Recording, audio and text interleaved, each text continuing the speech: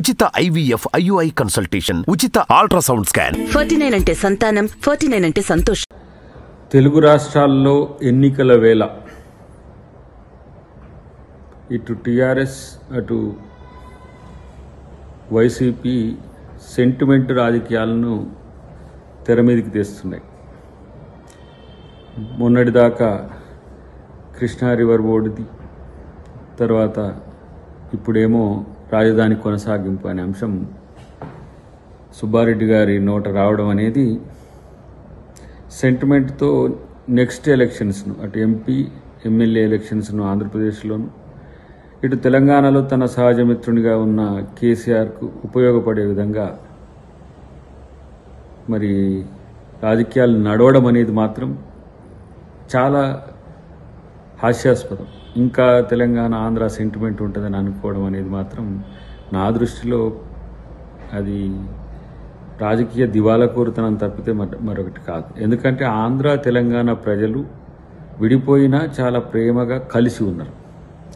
కొత్తగా రాజధానిని హైదరాబాద్లో కొనసాగించాలని సుబ్బారెడ్డి గారు అనడం వెనుక కారణం ఏంటంటే మళ్ళీ సెంటిమెంట్ రగిల్చాలనే ఒక వ్యూహమే దీంట్లో ఉన్నది తప్పితే మనకు వేరే కనబడదు. 10 సంవత్సరాల్లో దాదాపు 2 ప్రభుత్వాలు ఏర్పడ్డా కనీస రాజధానిని ఏర్పాటు చేసుకోవడంలో ఆ ప్రభుత్వాలు వైఫల్యం చెందినాయి. ఆంధ్రప్రదేశ్ విభజన చట్టంలో స్పెసిఫిక్గా నోట్ చేసినప్పటికి కూడా 2 ప్రభుత్వాలు తమ రాజధానిని మార్చుకుంటామని, ఒకరు అమరావతి అంటే ఒకరు 3 రాజధానులని చెప్పి వాళ్ళ వ్యాపార ప్రయోజనాలకు, రాజకీయ ప్రయోజనాలకు ఆ చట్టంలోని అంశాన్ని, రాజధాని అంశాన్ని వినియోగించుకున్నారు.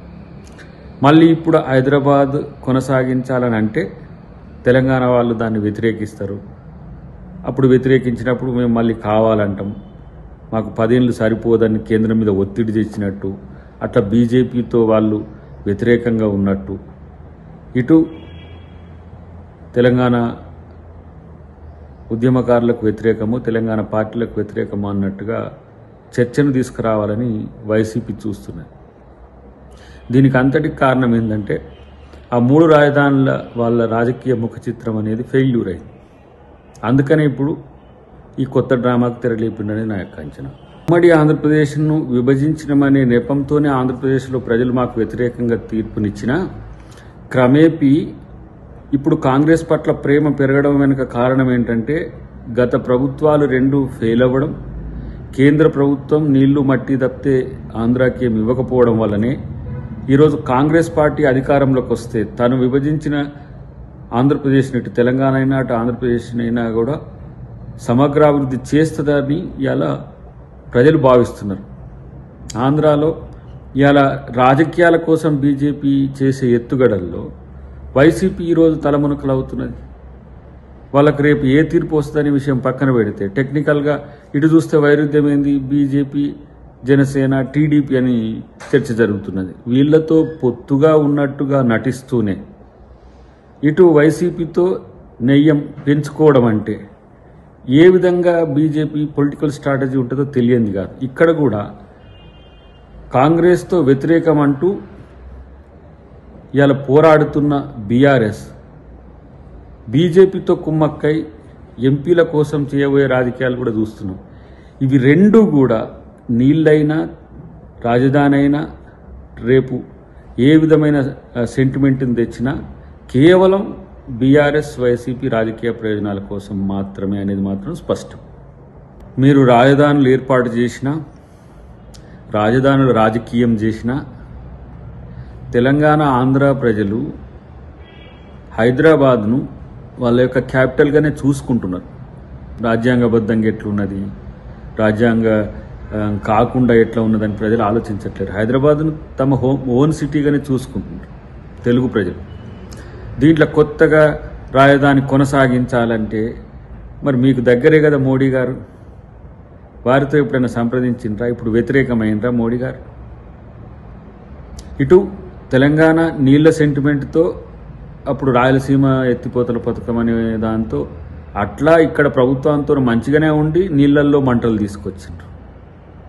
ఇప్పుడు మళ్ళీ కొత్త చర్చ తెర మీదకి ఏం చేసిండ్రు? నాగార్జున సాగర్లో ఎన్నికల వేళ మీరు చేసిన రాద్ధాంతం చూసిన, మీరు ఎన్ని చేసినా ప్రజలు ఏ విధంగా తీర్పులు ఇస్తుండ్రో మీరు చూస్తున్నారు. ఇప్పుడు దీన్ని బట్టి మనం ఏమనుకోవాలంటే వైసీపీ ఆంధ్రప్రదేశ్కు సెంటిమెంట్ కోసమే ఉన్నది, ఇటు బీఆర్ఎస్ తెలంగాణ కోసం ఉన్నది అని ప్రజలు అనుకోవాలన్నట్టుగా నమ్మజూపి ఇద్దరు రాజకీయ లబ్ధి పొందడానికి ప్రయత్నం చేసిండ్రు. మొన్న కేసీఆర్ గారికి ఇవాళ ప్రజలు తీర్పుని ఏ విధంగా చూసిండ్రు. రేపు మీకు కూడా అలాంటి నిర్ణయం వస్తుందని అంచనా వేసి మీరు ఈ విధంగా ప్రవర్తిస్తుండో నాకు తెలుస్తుంది. ప్రభుత్వంగా మనం చేసిన పని పర్ఫెక్ట్గా ఉన్నదనుకుంటే ప్రజలు ఓట్లు వేస్తారనే ఒక అంచనాతో ఉంటుంది. లేదంటే ప్రతిపక్షంగా మనం నిర్మాణాత్మక పాత్ర పోషిస్తే ప్రజలు అధికారం ఇస్తారంటానికి తెలంగాణలో కాంగ్రెస్ పార్టీ రావడమే ఉదాహరణ. అది కాకుండా సెంటిమెంట్ను బేస్ చేసుకోవడం అంటేనే చేతగానితనం ఎప్పుడు కూడా. సో మేము ఇన్ని చేసినాం అన్ని చేసినాం అని అంటున్నారు, మళ్ళీ తెలంగాణ ఆంధ్రాకు పంచాయతీ పెట్టాలని చూస్తున్నారు. ఇది తప్పు. వైసీపీ తన రాజకీయ ఎత్తుగడలు ఎలా ఉన్నా ఇటు తెలంగాణ ఆంధ్ర సెంటిమెంట్ నిరంతరం కొనసాగించి ఇద్దరి మధ్యన వైరుధ్యం పెంచాలని చూస్తుందనేది మాత్రం వాస్తవం. కానీ వ్యాపార రీత్యా మళ్ళీ ఇక్కడ ప్రభుత్వంతో గతంలో కేసీఆర్ గారితో చాలా సఖ్యతతో ఉండి వాళ్ళ వ్యాపార వ్యవహారాలను కూడా చక్కదిద్దుకున్నారు. మళ్ళీ ఇప్పుడు కొనసాగింపుగా ఏదో వాళ్ళు వ్యతిరేకిస్తున్నట్టుగా, వీళ్ళేదో దాన్ని అనుకూలం ఉన్నట్టుగా ఇట్లా చర్చను తీసుకురావడం ద్వారా పొలిటికల్ రక్కస్ క్రియేట్ చేయాలని ఒక ఎత్తుగడ దీంట్లో దాగి ఉన్నది. డెఫినెట్గా దీన్ని కాంగ్రెస్ పార్టీ ఖండిస్తుంది. అంతేకాకుండా రేపు తెలంగాణలో వచ్చినట్టుగా దేశంలోనూ ప్రభుత్వం ఏర్పడితే ప్రత్యేక హోదా ఇవ్వడమే కాకుండా రాజధానితో కూడిన ఆంధ్రప్రదేశ్ని డెవలప్ చేసే బాధ్యత కూడా కాంగ్రెస్ పార్టీ తీసుకుంటుంది.